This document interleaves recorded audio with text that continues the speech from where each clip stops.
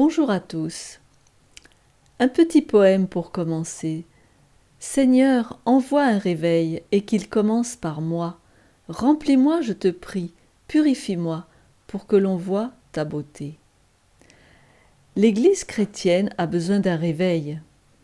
Et qui dit réveil dit réforme, changement, renaissance.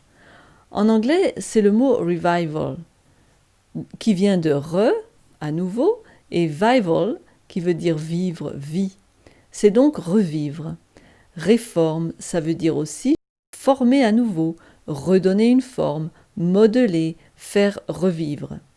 Sans la vie ou le réveil, tout remodelage ou réformation est le remodelage d'un cadavre, et ce n'est pas très beau, n'est-ce pas ? Dieu désire donc accomplir dans nos vies un réveil, mais aussi une reformation, une recréation. En Jérémie 10, verset 16, le prophète contraste le grand Dieu Jéhovah avec les dieux des nations, les idoles, et il dit « Celui qui est la part de Jacob n'est pas comme elle, car c'est lui qui a tout formé, et Israël est la tribu de son héritage. L'Éternel des armées est son nom. Il est celui qui façonne, qui modèle toutes choses. Il est le Créateur. S'il est celui qui forme, qui façonne, il est aussi celui qui réforme. Ainsi, nous ayant fait, formé, il peut nous refaire. Mais au fait, pourquoi nous a-t-il fait ? Un verset intéressant se trouve en Ésaïe 43, 21 pour trouver la réponse. « Le peuple que je me suis formé publiera mes louanges. » Est-ce que Dieu est égoïste ? Ce n'est pas égoïste, car Dieu ne peut être égoïste. Il nous a fait pour notre bien, notre bonheur, notre joie. Il nous aime tant que son bonheur est de nous voir heureux. Maintenant, revenons à la première page de la Bible, Genèse 1. Vous savez que Genèse veut dire commencement. C'est le commencement de toute chose sur cette planète. Et justement, au verset 1, au commencement, Dieu créa les cieux et la terre. Et au 6e jour, il a formé l'homme. Et il le forma à son image. Vous vous souvenez de ces versets ? Dieu dit, faisons l'homme à notre image, selon notre ressemblance, et qu'il domine sur les poissons de la mer, sur les oiseaux du ciel, sur le bétail, sur toute la terre, et sur tous les reptiles qui rampent sur la terre. Dieu créa l'homme à son image, il le créa à l'image de Dieu, il créa l'homme et la femme. Les oiseaux, les fleurs, les autres formes de vie ne sont pas à l'image de Dieu, l'homme seul, et cela dans sa forme extérieure aussi bien que dans sa pensée intime. Dieu a voulu transmettre ses attributs, ses capacités de raisonner, de penser, de planifier, d'aimer, de haïr. Il a voulu partager avec nous son propre caractère infini, bien que nous ne soyons pas infinis comme lui. En Genèse 2,7, on a un détail plus important sur la formation de l'être humain. L'Éternel Dieu forma l'homme de la poussière de la terre, il souffla dans ses narines un souffle de vie, et l'homme devint un être vivant. Notez bien le verbe « former » ici encore. Avec de la terre, comme un potier avec de l'argile. Mais cette création artistique est infiniment plus complexe qu'un vase d'argile, car cette création fonctionne. Elle a des organes bien arrangés et le souffle de vie pour que l'homme devienne un être vivant. La recherche scientifique a montré que l'humain est effectivement composé d'éléments de la terre.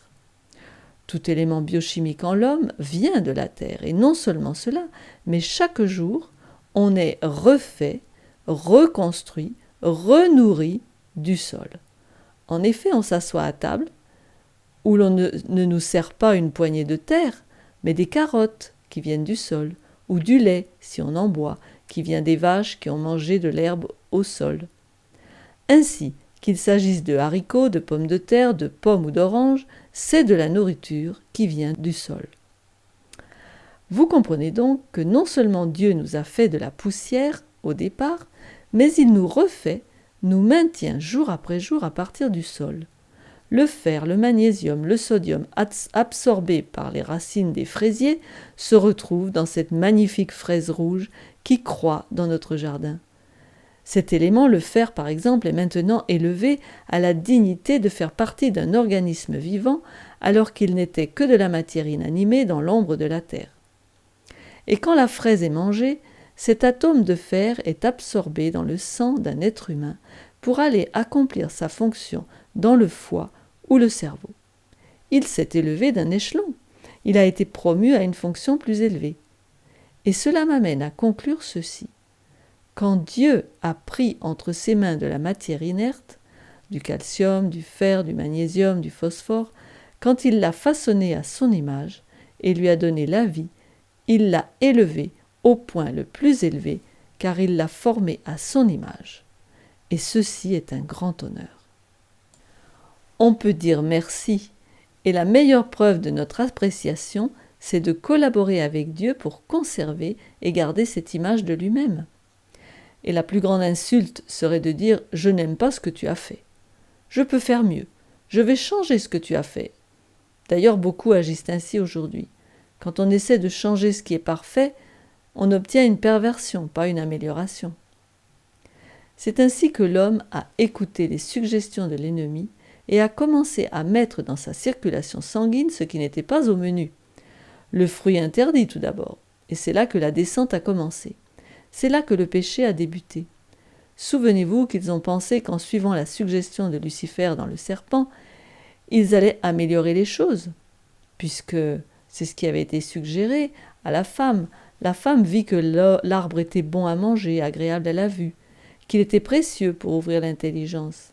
Elle prit de son fruit et en mangea. Elle en donna aussi à son mari, qui était auprès d'elle, et il en mangea. Mais c'est allé en empirant au cours du temps. Et le même serpent, le diable et Satan, a suggéré bien d'autres choses depuis. Le thé de Chine avec sa théophyline apparentée à la caféine du café. La plante de tabac des Amériques. Sans parler des liqueurs en tout genre, fermentées et distillées. Rhum, vodka, whisky, vin, bière. La liste est longue de toutes les perversions empoisonnées qui dégradent l'homme, amenuisant ses perceptions et nuisant à sa santé. En plus, depuis 100 ans, les laboratoires pharmaceutiques ont inventé encore plus de poisons pour soigner les maux de la société et pour éviter les ravages de la maladie dans la nature, dans le jardin. Nous respectons leurs bonnes intentions, mais les résultats sont catastrophiques. Satan lui-même, tenant consultation avec ses démons, leur a demandé de faire des suggestions sur le meilleur plan pour dégrader l'homme créé à l'image de Dieu. Car Satan est Dieu, et donc il est l'homme. Son but est de pervertir cette image de Dieu en l'humain, d'en faire une caricature.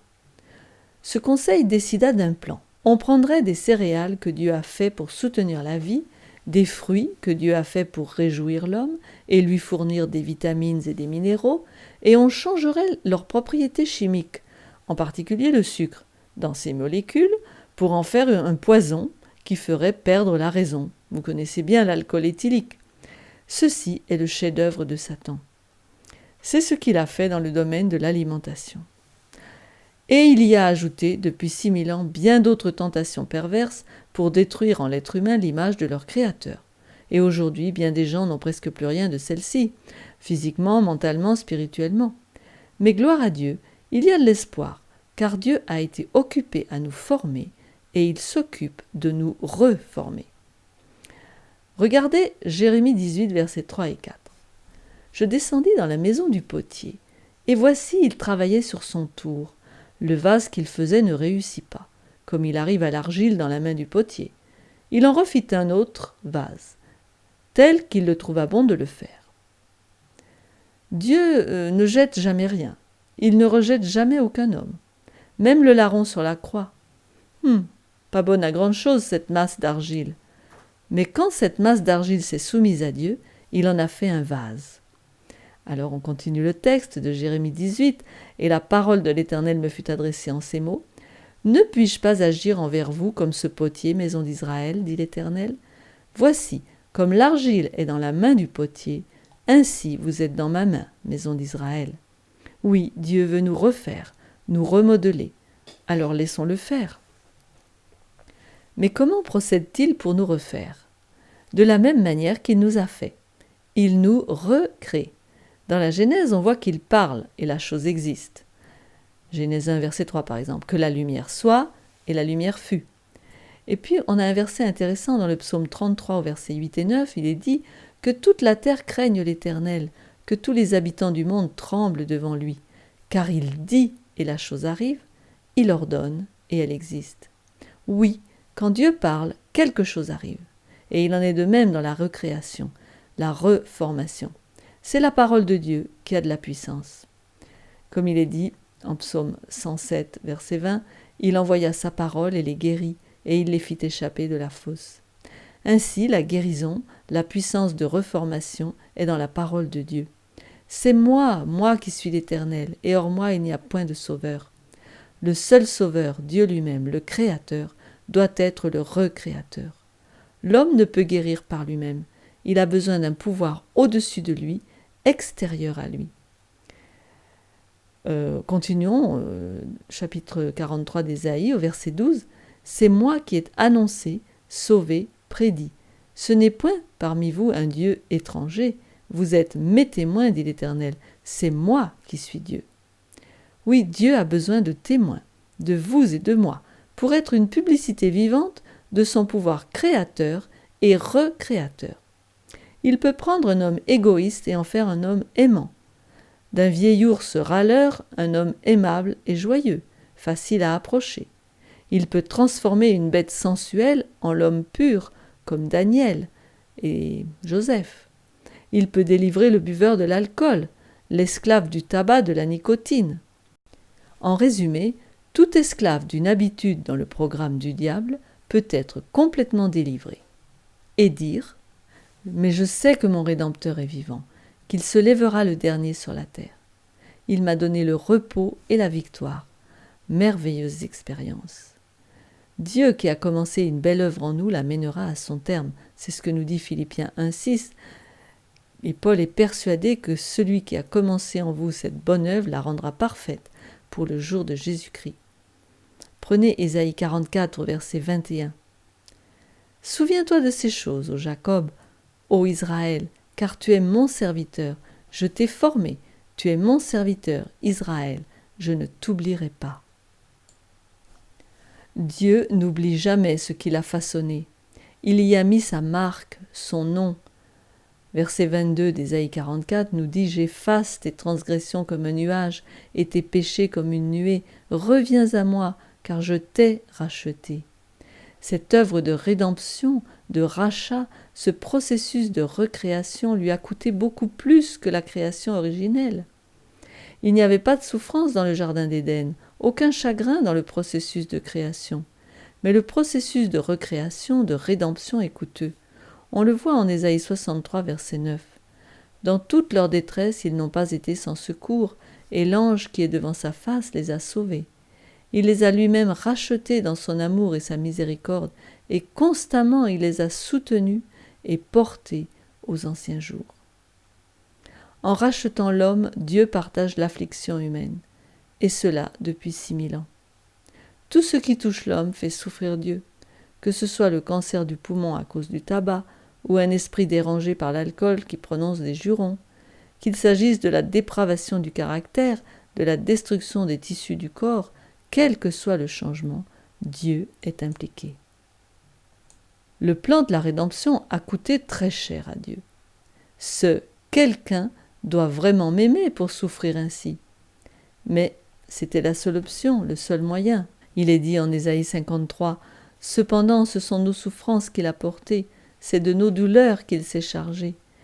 Et nous l'avons considéré comme puni, frappé de Dieu et humilié. Mais il était blessé pour nos péchés, brisé pour nos iniquités. Le châtiment qui nous donne la paix est tombé sur lui, et c'est par ses meurtrissures que nous sommes guéris. » Louons Dieu pour cela. Disons-lui merci par nos paroles et par nos vies. Son cœur soupire, voulant remodeler l'argile que nous sommes. N'allez-vous pas vous soumettre pour me laisser vous façonner en un beau vase comme aux origines à mon image? Alors, quelle est notre réponse? Dieu vit tout ce qu'il avait fait, et voici, cela était très bon. Ainsi il y eut un soir, il y eut un matin, ce fut le 6e jour. Ainsi furent achevés les cieux et la terre et toute leur armée. Dieu acheva au 7e jour son œuvre qu'il avait faite, et il se reposa au 7e jour de toute son œuvre qu'il avait faite. Dieu bénit le 7e jour et le sanctifia, parce qu'en ce jour il se reposa de toute son œuvre qu'il avait créée en la faisant. D'après ce verset, le sabbat est donc un signe du travail complet, achevé de la création. Le même Dieu qui a fait cette planète et tout ce qui s'y trouve finira l'œuvre qu'il a commencée en nous pour que nous lui ressemblions. Et quand nous gardons le sabbat, pensons à cela. Le sabbat est un rappel de la création et de notre recréation. Créé donc à l'image de Dieu, l'homme a reçu le pouvoir de penser. Il peut raisonner, il peut peser les évidences, il peut arriver à une conclusion concernant des questions morales, et ensuite, merveille des merveilles, il peut décider de faire ce qu'il sait être juste ou au contraire faire ce qui est mal. Pourquoi ? Parce que dans sa sagesse et son amour infini, Dieu a désiré que ses créatures connaissent le mystère de l'amour. Et l'amour et la faculté de choisir vont de pair. Ce n'est que quand on peut choisir d'aimer ou de ne pas aimer que l'amour est réel. Et c'est le choix qui s'est présenté à Adam et Ève en Éden. Ils ont dit non à leur Créateur et se sont engagés dans une expérience avec Satan, le grand ennemi de Dieu. On leur a promis une amélioration, un développement supérieur, mais c'était un mensonge, une supercherie, une imposture, et ils perdirent leur ressemblance avec Dieu. Ils commencèrent leur descente sur la pente de la rébellion. C'est pourquoi le plan de sauvetage a été actionné avec la mort de Dieu en Christ. Nous allons examiner le sujet de la recréation et de la création à partir maintenant du Nouveau Testament.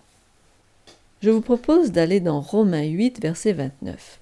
« Car ceux qu'il a connus d'avance, il les a aussi prédestinés à être semblables à l'image de son Fils, afin que son Fils fût le premier-né entre plusieurs frères. » C'est Paul, un des plus grands esprits de l'histoire et aussi un homme très dévoué à la cause de Dieu, qui a prononcé ces paroles. Regardons d'abord le mot « prédestiné ». « Pré » veut dire « avant » et « destiné » c'est la destination, c'est là où l'on va. On a donc été destiné à l'avance à être à l'image de Dieu. C'était notre destination. Et notre destination, c'est le ciel. Dieu n'a jamais prédestiné quelqu'un à être perdu. La seule manière d'être perdu, c'est de refuser d'aller vers notre destination. Personne n'est prédestiné à être perdu. On est prédestiné à être sauvé. Alors relisons ce verset. Ceux qu'il a connus d'avance, il les a aussi prédestinés à être semblables à l'image de son Fils, afin que son Fils fût le premier-né entre plusieurs frères. Ici, Christ est le premier-né parmi les frères. Il est devenu membre de la famille humaine, afin que nous devenions membres de la famille céleste. Et on est destiné à être à l'image de Jésus, le Fils.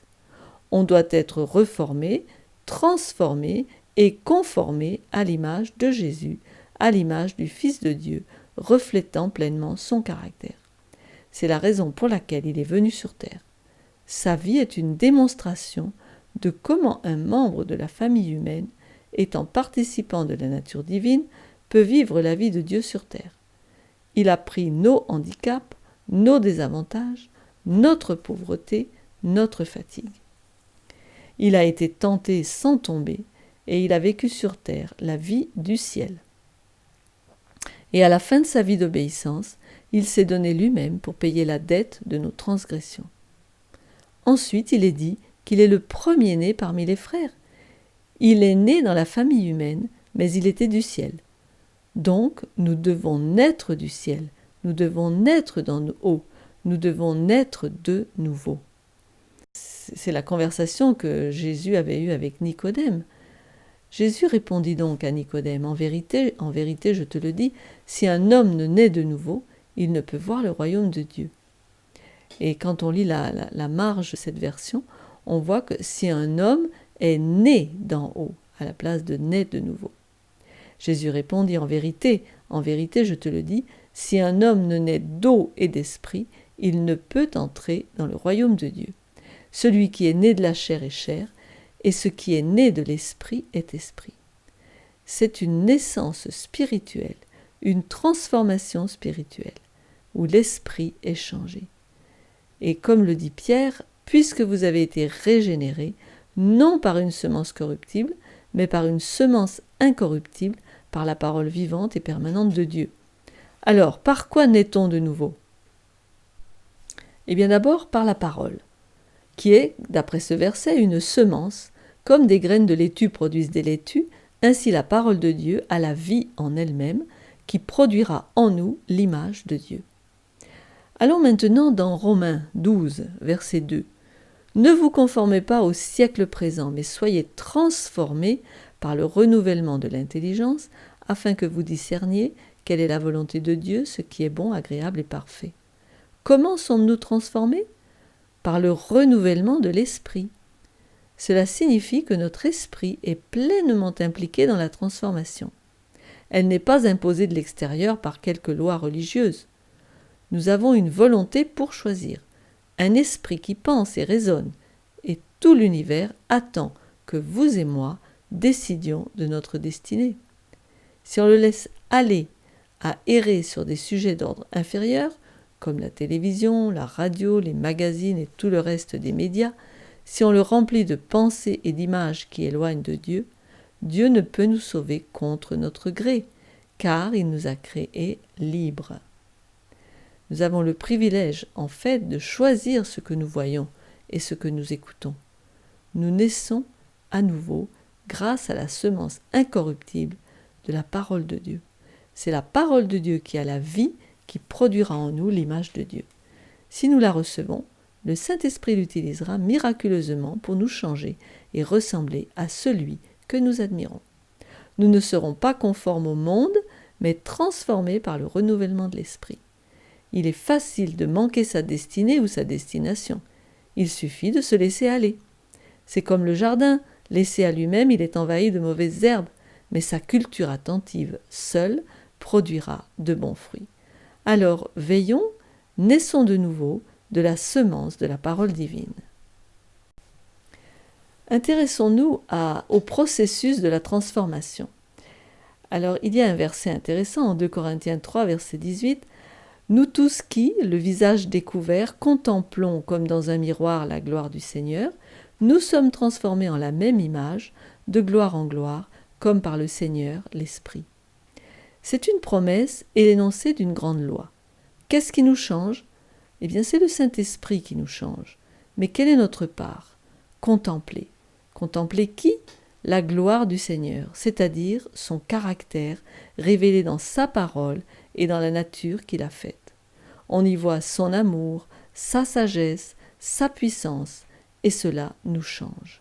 Si je regarde une cascade ou un beau lac ou une personne que j'aime, je fais une photo dans mon esprit, je m'expose à cette vue et elle produit une impression.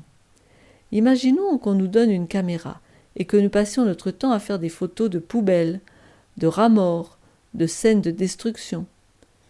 Quelqu'un dira « Bon, oui, c'est la réalité.